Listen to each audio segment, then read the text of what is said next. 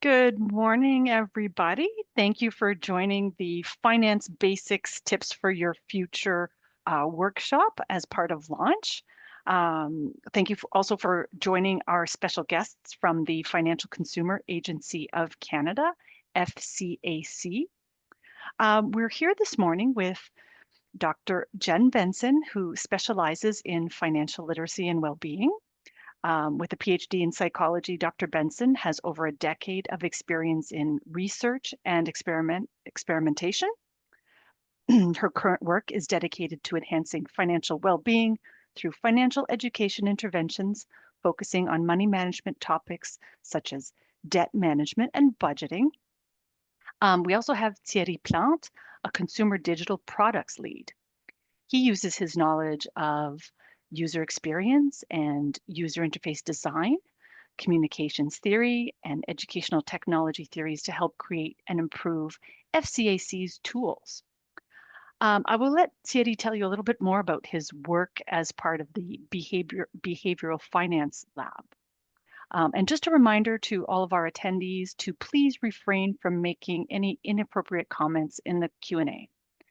If there are any comments like that, you will be permanently removed without warning from launch, and you're going to miss out on a lot of interesting workshops and guests. So without further delay, I will pass you over to our presenters who will help you become financially savvy and make your everyday life just a little bit easier. Over to you. Oh, thank you, Christina. I'll start sharing the presentation. If I can get one of my co-hosts to tell me if we're good to go, we're good to go. Okay. Good. So yes, I'm Thierry Plante, Consumer Digital Products Lead, joined today by my colleague, Dr. Jeanette Benson, a researcher. Both of us work in the Behavioral Finance Lab at the Financial Consumer Agency of Canada. And I think your screen is black. You might want to try resaving or restarting. Oh, is it? Okay. Yeah, just let's try it again. Maybe it's just for me, but I couldn't see it. Okay, I don't know if anybody else can tell me if they can see it. I see it, or I did see it, Thierry. You did see it? Okay. Oh, okay. Okay, I should be back now. All good? Now I can see it. Okay. In terms of what I do on the team, I'm part of the Consumer Digital Products team, and what we do is we help create and improve tools that we have, essentially tools that I'll be showing you today to support essentially a lot of the things that can help you build better financial literacy, better financial well-being, better financial resilience. And we can always answer questions, more specific questions about what we do in the lab, after that presentation.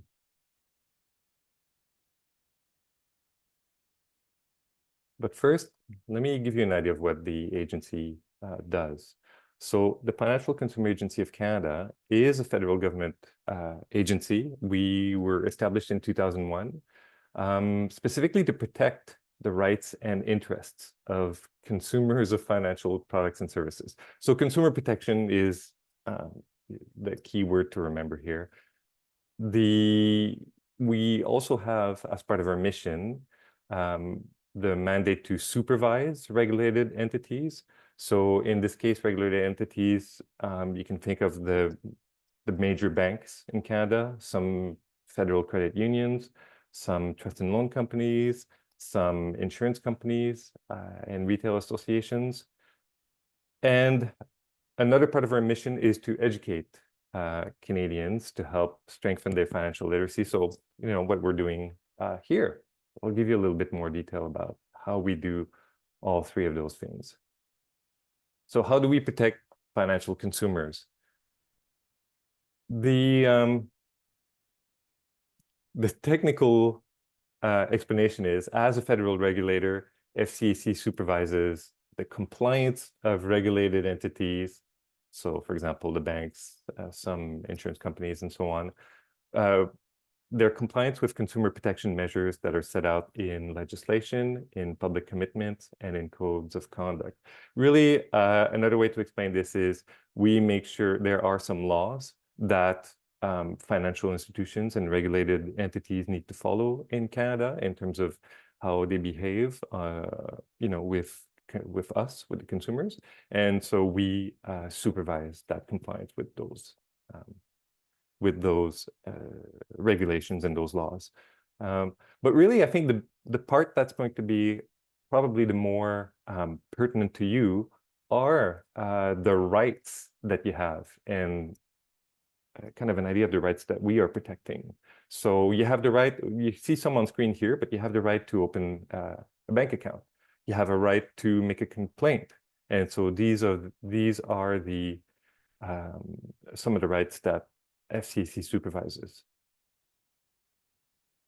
If you're interested in learning more about what rights you have, and also you do, as a consumer, you do have some responsibilities, you can always contact our Consumer Services Center. You see all the information here. We'll have some links in the chat at some point. And you can also find all this information on our website under Contact Us. But this is the main point of contact that we have if you have any questions about your rights and your responsibilities, and about maybe how to find a resource that we have on our website, and other questions you might have about financial literacy in general. It's not a place where you can get financial advice, but certainly it's a place where you can be directed to start managing your finances.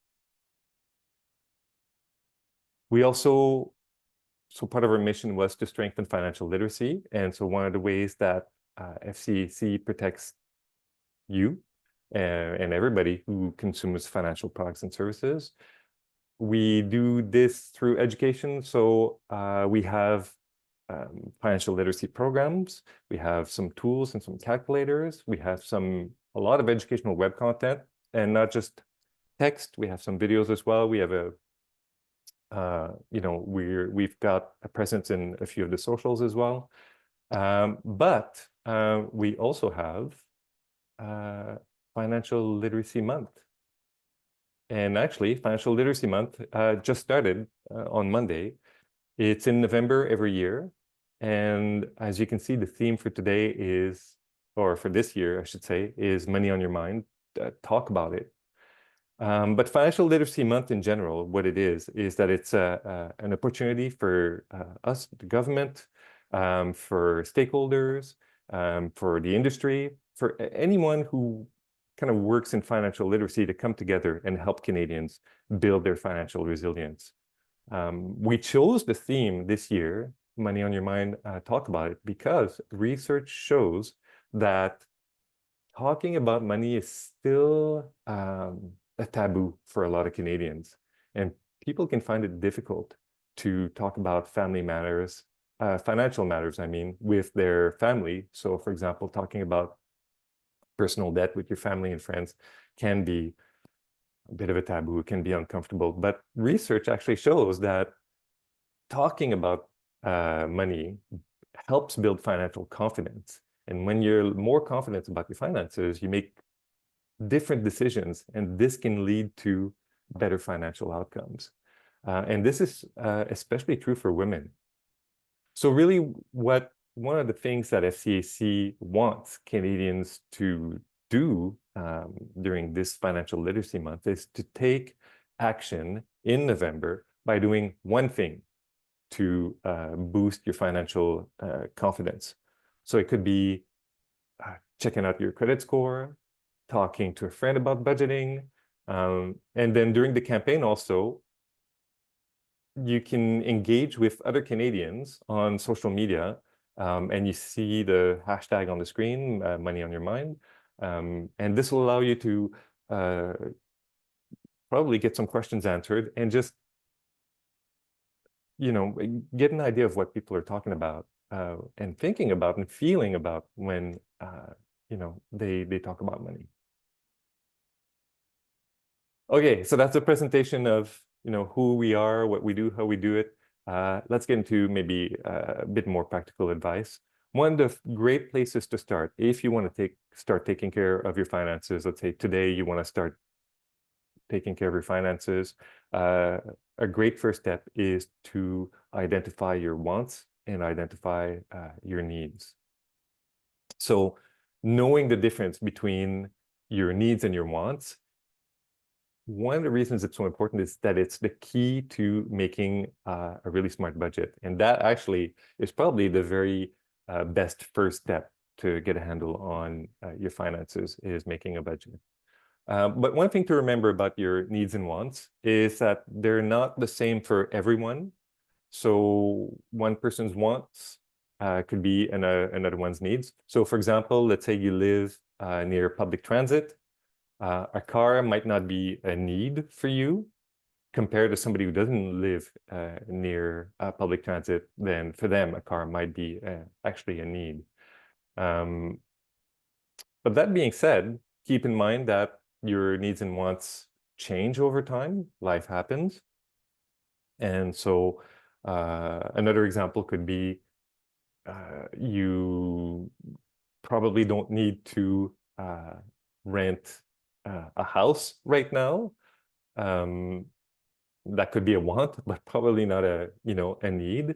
But once you start maybe raising a family, then that want will could transform into a need. So things change, life happens. You need to revisit your wants and needs regularly, and this is part of good budgeting habits anyway. So once you figured out your needs and your wants, you'll be ready to make a budget. But one last thing to remember about this is that there's no right or wrong when it comes to identifying your needs and your wants or setting your priorities. So let me give you an example. Let's say it's really important for you to have a weekly lunch with your friend. It's probably more of a want than a need, but if it's really important to you and you can afford it, go ahead and build it into your budget. You want that budget to work for you, and you want for it to kind of be a balance between being able to enjoy your life today, but also preparing for the future.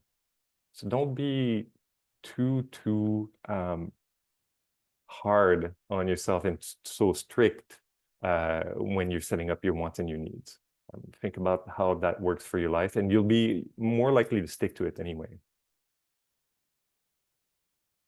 We'll look at some other tools and resources before we get into some more practical. We'll do a little bit of a walkthrough on how to do a budget. Here you see a page that's on our website. It's about low cost and no cost accounts.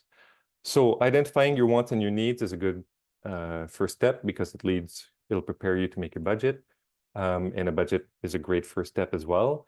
Another, I guess, tool in your toolbox when you start managing your finances is to look at the products and the services that are available to you, especially to you as students. And one of those could be low cost and no cost accounts. So the Government of Canada and certain financial institutions have an agreement to, and a public commitment actually, to provide low-cost basic banking services. And just to give you an example, a low-cost account costs a maximum of $4 a month in banking fees. There's a lot of information about this. There are a lot of details around that. This is why we built a page on this. But I would say this is another good first place to go, is to look at this.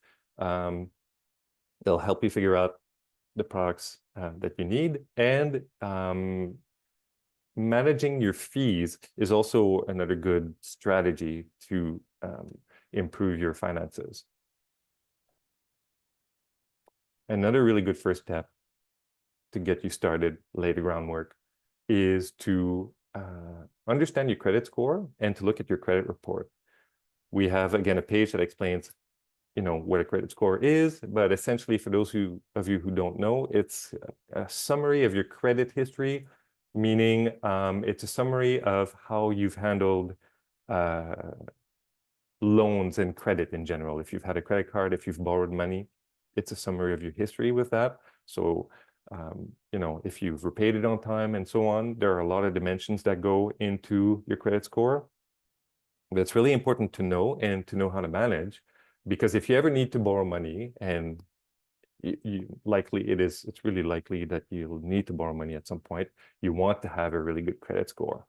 So checking out our page on credit scores and credit reports will give you the information that you need, and also tell you how you can go and get your credit report from the two private companies that manage the credit scores. And I believe you can get it for free. But all the information is on our website as well. So once you know that, you know where you're starting from, then you can make some decisions. If you need to improve your credit score, for example, you'll make different decisions on your budget based on if you're already starting with a great credit score. We also have a really good resource. Again, the links should be in the chat by the end of the session. But we have this webinar for students and recent graduates who are interested in learning more about managing their money. So if you're here today, it might be you. But really what it does is it has tips on budgeting, on saving, on investing, on fraud prevention, on avoiding debt, on building a strong credit history. It's only 24 minutes long. It'll give you a really good start and foundation. So if you're looking for something to watch, again, to set a foundation, that's a great resource we have for you. We also have interactive tools. Let's say you're ready to actually do something. These tools will essentially help you do those things. They're there to make a lot of things a lot easier. We have a full list of our tools here. We're not going to look at all the tools today, but they're easy to find on our website if you ever want to look at them. But we'll focus on 3 that we think will be particularly useful for you right now as you start managing your finances. So the first one is the budget planner. We talked about the importance of making a budget. What it does is kind of in the name, it allows you to plan what you're going to do with your money. And really, I know a budget can look like it's really hard to do, but if you look at it from like a high level, it's really simple. All you have to do is you enter your information. And we'll walk through that in a minute. You save it. And then from time to time, you come back and you review it. Because again, life changes, you're learning things, you'll need to make little tweaks in your budget, and then you'll have this great plan on what to do with your money.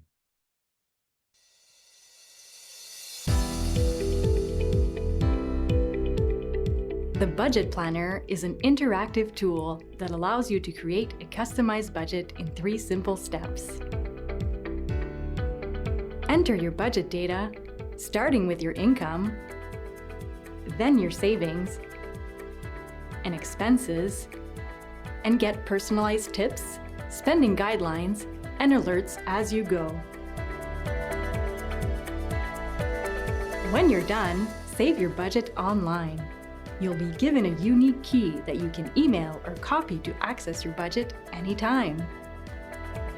Then, click Results to review your summary and charts.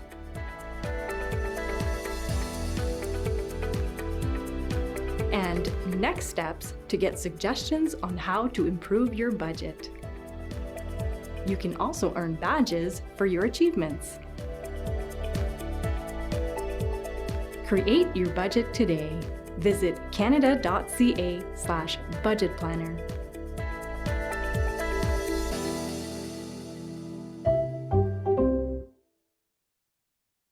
So that was an overview of our budget planner.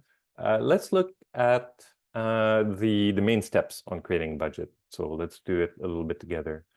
The very first thing you can do when you start creating a budget plan is you can actually answer a little questionnaire. You don't have to, but if you want, there's a questionnaire with these 5 questions. It'll ask you questions about your family situations. Are you single? Are you married? About your age, about your work, about your housing situation. Do you own? Are you renting? Is it something else? And about your budgeting goal. You can see, I don't know how well you can see this, but there's a few here. For example, maybe your goal is to save more money or to reduce your debt. And the reason it's really useful to answer this questionnaire is that it'll actually customize the budget planner. It'll remove some lines that you don't need in the budget. So for example, if you don't have any kids, it'll remove anything that have to do with kids. And it'll make it simpler for you to fill out your budget. It'll also put you in a kind of category with Canadians that are similar, that answered the questionnaire in, pretty much the same way, so that throughout the budget, you can get some advice and some tips based on what Canadians in your situations have done. And that can really help you if you don't know, for example, how much how much should I be saving, or how much should I be spending on entertainment, for example. Then the planner can guide you a little bit on that. So to start your budget, really, there's three main sections. There's income, so the money coming in, savings, how much money you're going to save, and then expenses, the money coming out. Throughout as you kind of fill out the budget, you'll notice that on some little fields, there'll be a circle with a question mark in it. That's contextual help. We put those everywhere we knew from research where people have questions about what that is or how to manage that. So for example, about emergency savings, a question that comes up a lot is, well, how much should I be putting in my emergency savings? So we remind you of a little tip, typically it should be enough for you to live on for 3 to 6 months. So there's a lot of contextual help in your budget. Just click on those question marks. We also give tips as you enter information. So for example, here again, for the emergency fund, as you start typing a number in there, the tip that shows up here is, oh, well, start with a small automatic transfer on a regular basis and increase it progressively. I know that when I made my first budget, and I knew about building an emergency fund, I was a little bit discouraged because I thought, oh, I have to build up my emergency funds. Oh, I need 3 months of expenses. That's a lot. And then I ended up putting like a huge amount in there, and it made it kind of discouraging to follow my budget. So we have these tips, really reasonable tips across the budget planner, again, to guide you, so you can make better decisions about how to allocate your money. As you enter information, also there's instant feedback. So you'll notice that there are these 2 bars at the bottom of the screen as you start putting in your numbers. The green bar is your income. The yellow-blue bar is your outgoing money. As you start putting in your information, then you'll start seeing the relationship between, for example, your income and your expenses. And again, it can help you make different decisions about the amounts that you're going to put in at different places. You may notice also that there's an eyeball icon on the screen. That's also really useful. It allows you to remove a particular category if it doesn't apply to you. So I mentioned kids before, but let's say there's also, for example, a category about pets with a couple of lines about pets. If you don't have pets, then you don't have pet expenses. You can remove that from your budget with the little eyeball icon. As you enter information, you will see some information about average Canadians. And you'll see in this example, we entered $2,000 a month for communication. It's a lot. We did that on purpose to trigger the alert.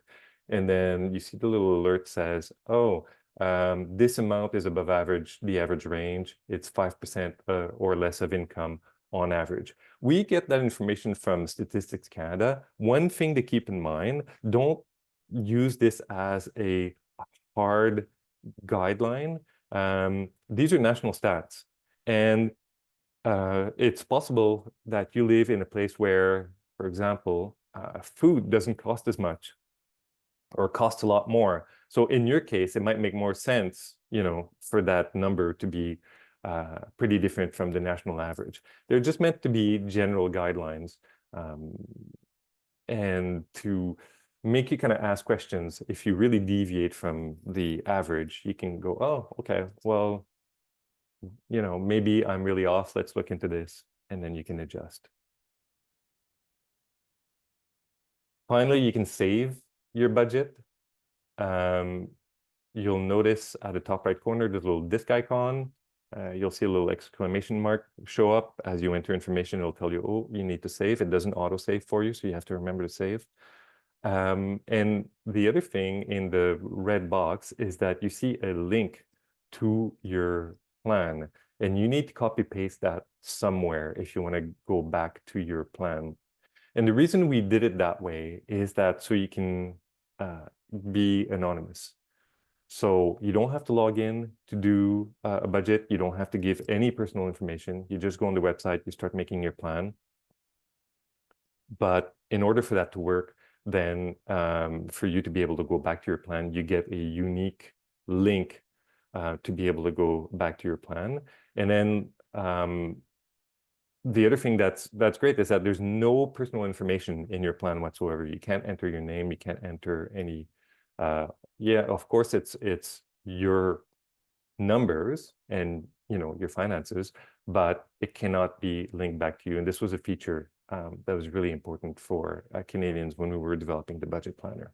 So remember to save your budget, grab that link so you can go back to it and adjust your plan as necessary.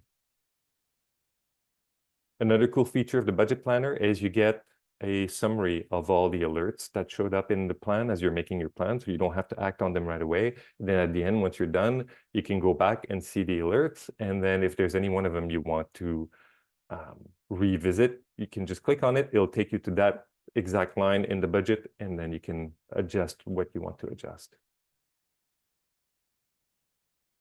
Okay, so real finally about the budget plan, about the budget planner is you get summary charts. So you'll see you have a chart here that shows again the relationship between your income and your expenses. You also see a pie chart that shows, and this is automatically generated, that shows, you know, the proportion of the categories for your spending. And then there's a little chart that shows you, you know, how the average Canadian essentially how the average Canadian does with their expenses. Again, just a guideline, but it can be really useful for you to kind of tweak your budget.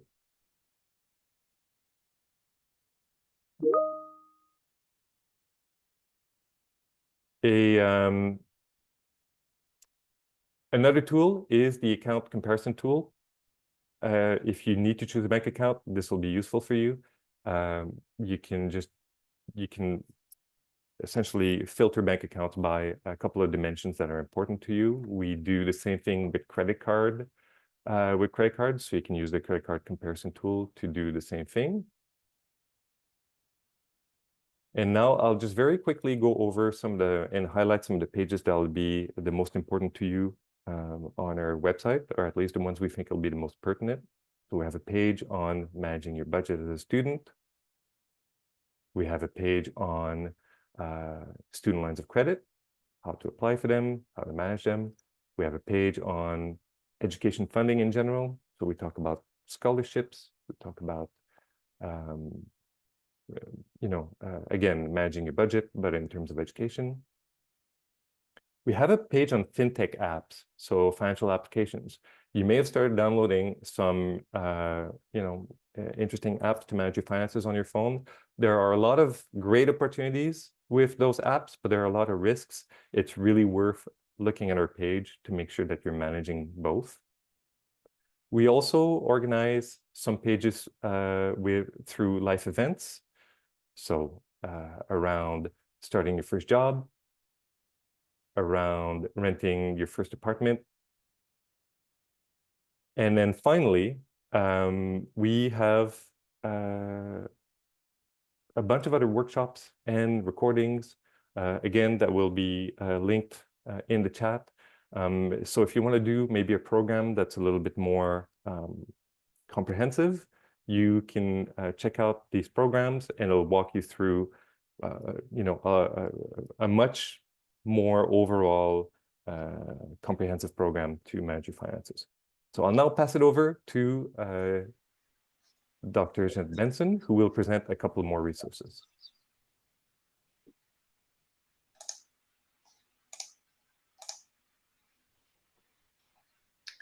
Okay. Is my screen visible? We're good? Yes. Okay, perfect. All right, thank you, Thierry, for the introduction, and thank you to everyone here for attending our session today. So far, Thierry has given you a bunch of really great resources to help you manage your finances and learn about important financial concepts. But I thought I'd start off by taking a moment just to explore in more detail why financial literacy and financial confidence matter. So there are a lot of reasons why these things are important, and I just want to go over a few of them today. First up, real life application. Sometimes people your age think that financial literacy is really just important for adults and not really relevant to you, but that's not the case.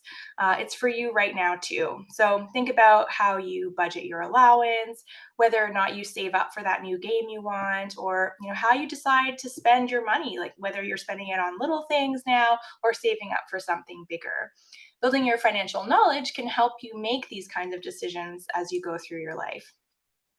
And as you move beyond high school, whether you're heading into post-secondary education, getting your first apartment, buying a car, starting a job, in all of these cases, knowing how to manage your money is really, really important and really helpful.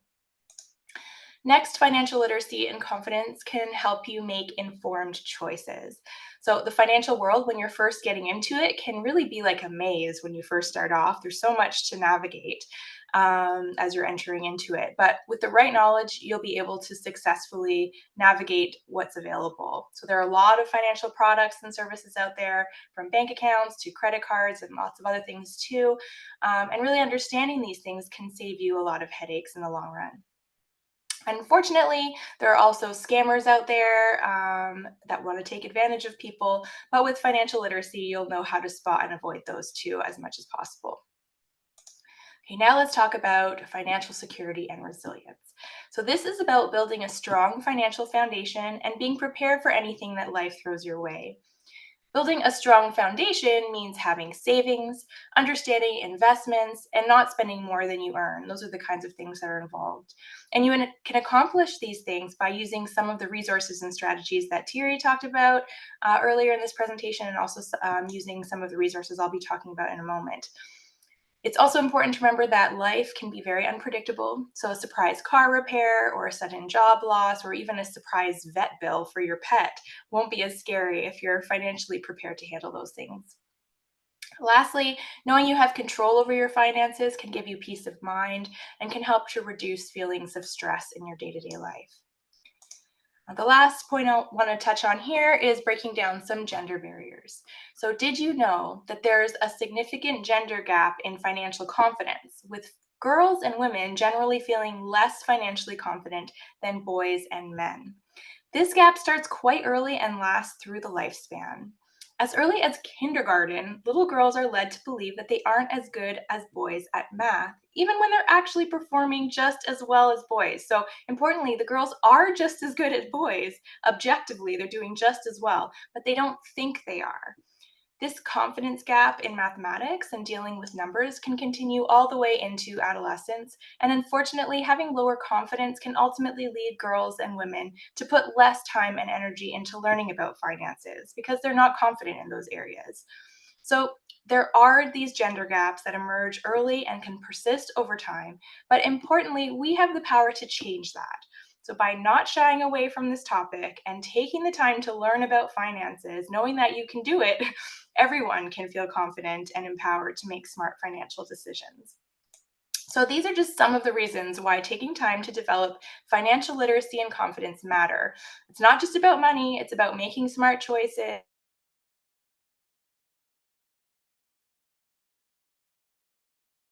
Screen, maybe not.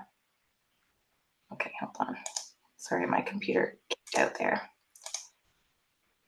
Okay, so it's about not just about money, it's about making smart choices, feeling secure, and being prepared for the future.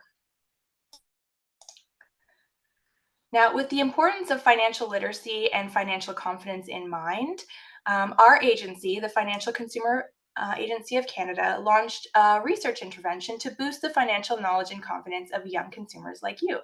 So the goal is to provide an educational program to increase financial knowledge and confidence for youth through an online platform called Chatter High, which is used in schools across Canada.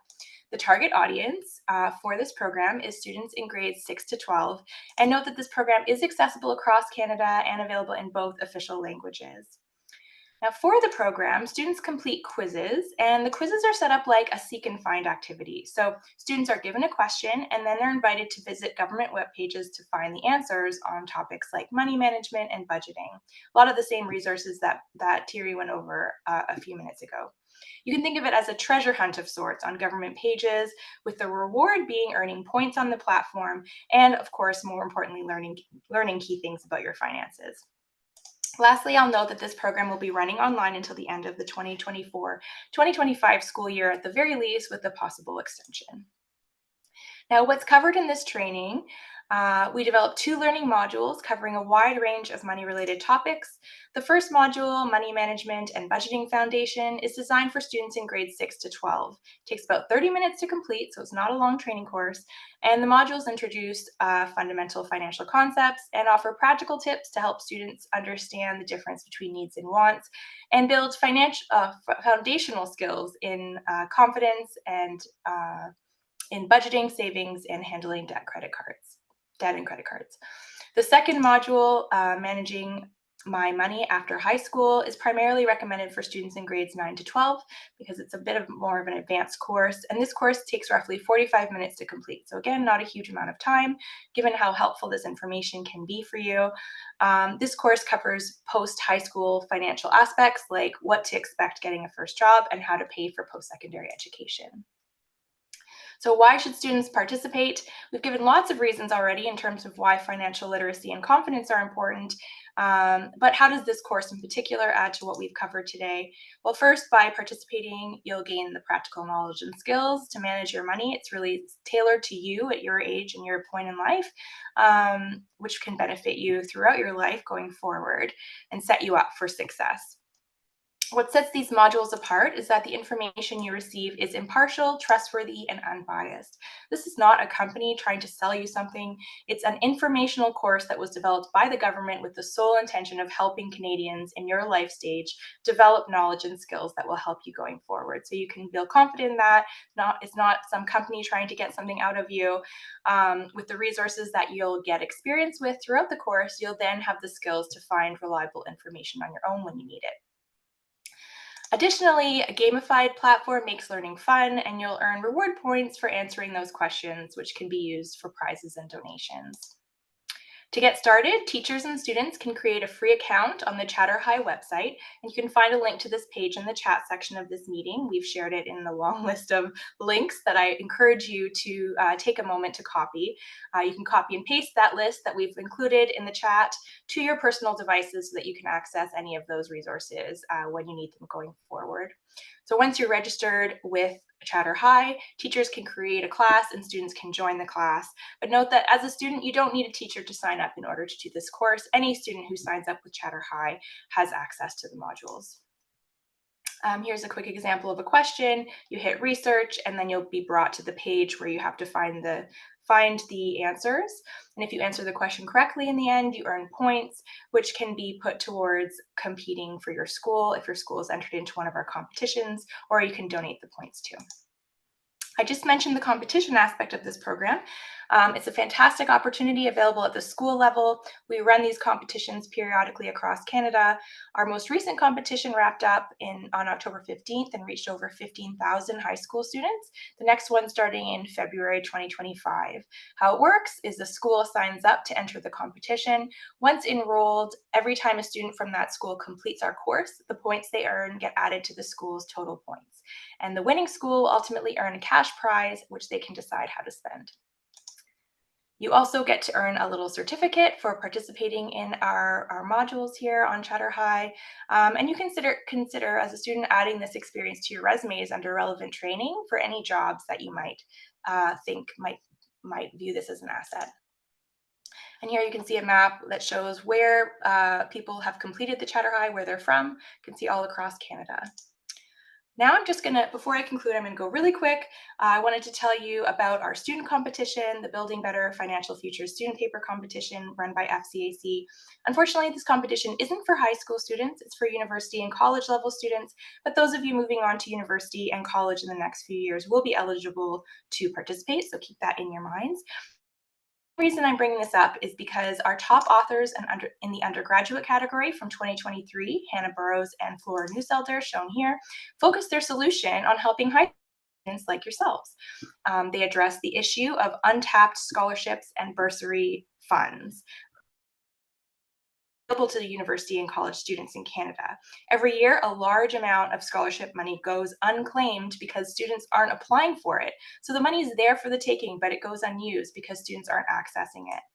Hannah and Flora proposed an e-learning resource to help students understand what funding options are available to them, help them find scholarships they're eligible for, develop their applications, and generally improve their financial knowledge related to the university experience. So we've included a link to this video, to a video summary of Hannah and Flora's proposal, and also to their program, which they ended up bringing to realization. So they got an organization to help them and to develop it. So now it's available. I'm not going to have time to go through these topics, but these are the things that they cover in their e-learning resource. And you can again access that through the links that we've provided. I'm going to stop now because we are out of time, but thank you very much for your time, and we hope that the resources we provided to you today are helpful. Thank you, Dr. Benson and Thierry. There are a lot of questions in the chat, in the Q&A, if you want to take a look at a couple and maybe answer them before we get cut off. Good luck. Yeah, I started answering a few, but thank you everybody for coming to this session today. Don't forget about the Consumer Services Center. I will say we did link the course, we both linked the Chatter High course and the e-learning resource by Hannah and Flora in the chat. Hopefully you can access that and it's visible to you. Thank you so much. Have a good day.